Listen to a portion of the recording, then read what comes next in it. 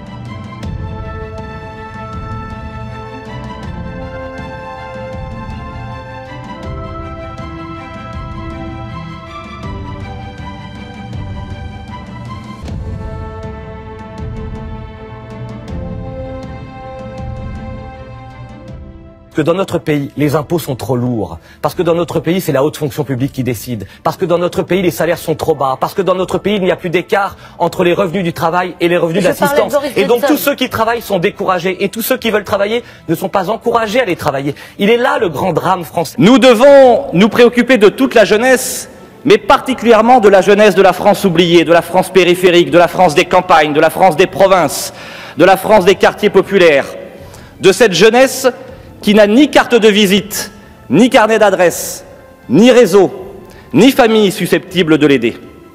Aujourd'hui, la jeunesse nous regarde et il est hors de question que nous l'abandonnions.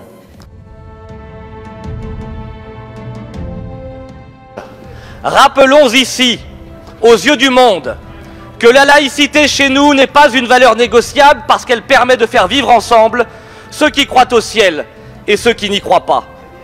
Aucune loi religieuse ne doit s'imposer aux lois de la République, parce que si la loi doit protéger la foi ou l'absence de foi, la foi, quant à elle, ne doit jamais dicter la loi.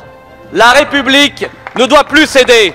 La France doit se lever, c'est au prix de cette fermeté que nous pourrons refaire de notre nation le grand pays de l'unité nationale. Alors, Monsieur le Premier ministre, ma question est simple.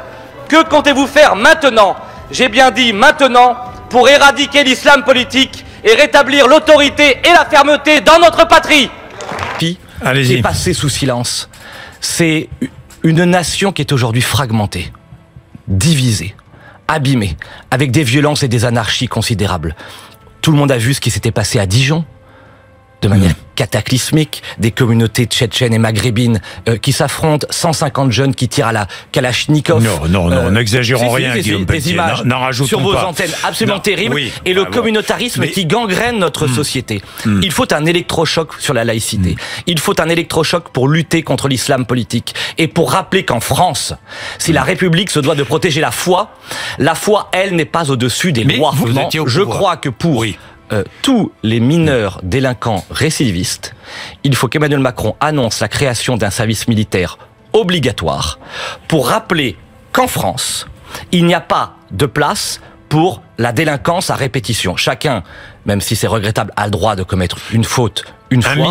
Mais un mineur délinquant récidiviste... Oui, parce qu'il faut redonner le sens des valeurs, du respect qu'on doit à l'autre, du respect qu'on doit à nos forces de l'ordre, du respect que l'on doit à notre drapeau. Je propose même que nous allions jusqu'à la suspension des aides sociales pour ces mineurs délinquants récidivistes et que nous puissions appliquer l'une des... sociale pour les parents.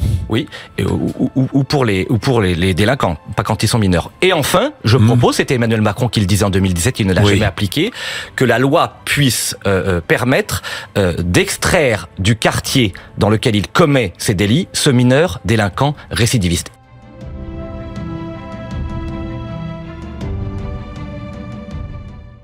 Je souhaite un électrochoc, un choc de débureaucratisation pour dire que les 1000 hauts fonctionnaires français seront révoqués ou révocables par le futur président de la République en 2022 dans les 3 mois qui suivent son élection. Je plaide aussi pour qu'il y ait un plafonnement de la rémunération de ces hauts fonctionnaires. Vous savez que pas loin d'1 millier sont plus payés que le président de la République. On marche sur la tête.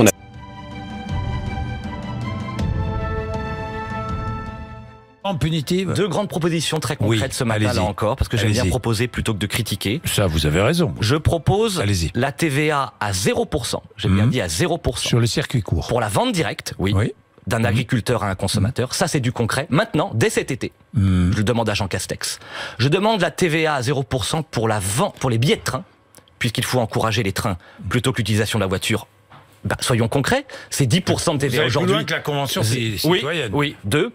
Troisièmement, il faut que, parce que j'ai vu les chiffres, qu'on crée aussi la TVA à 0 sur les rénovations énergétiques et thermiques des bâtiments publics, ce sera l'État, et de logements privés. Qu'on dise aux Français, voilà, sur 3 grands sujets. La vente directe chez les agriculteurs, la rénovation des logements privés, et ce que je viens d'évoquer, TVA 0, électrochoc, l'écologie est notre priorité, l'écologie de la récompense des comportements vertueux et non pas de la punition. Pas l'intégrisme de l'écologisme, l'écologie positive.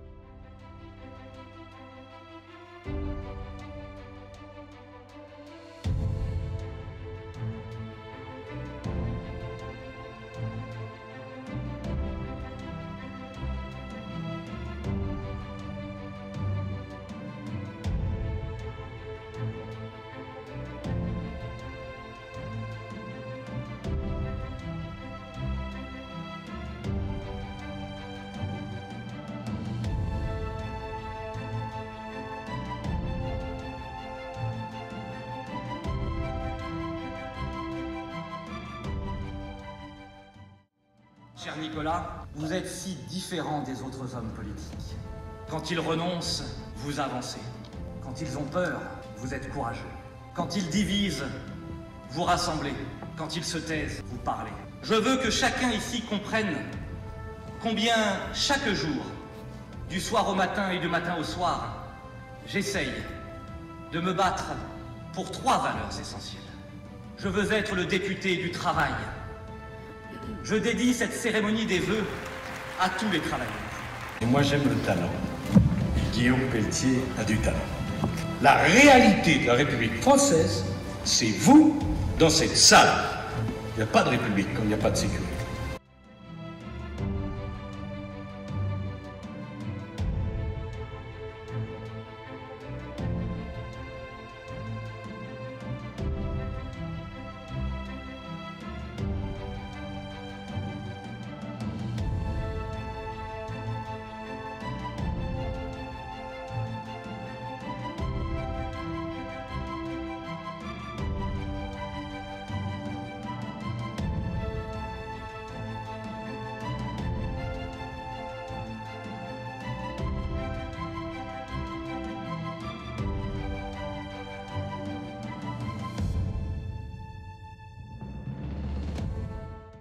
Pour cette majorité silencieuse des classes moyennes et de la France populaire qui n'en peut plus de souffrir de l'insécurité, qui n'en peut plus de souffrir de l'assistanat, qui n'en peut plus de souffrir des atteintes à la laïcité, qui n'en peut plus, disons les choses, de souffrir de l'islam politique et de ses provocations. Arrêtons de nous laisser faire, arrêtons de baisser la tête, arrêtons de ne rien dire puisque nous sommes l'immense majorité silencieuse. Nous devons devenir la majorité bruyante, une majorité qui rappelle à ceux qui nous dirigent ou à ceux qui prétendent nous diriger qu'il est des valeurs que nous n'abandonnerons jamais et que nous n'abandonnerons jamais l'écologie au vert d'extrême gauche.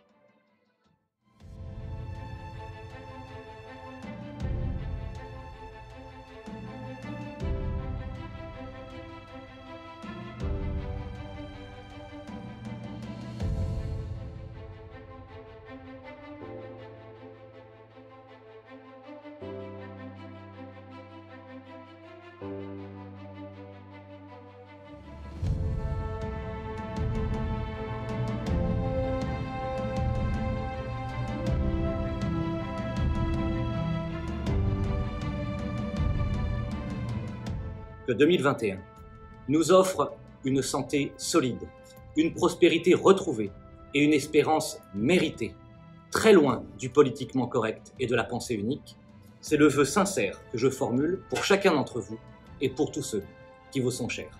Très belle et heureuse année 2021.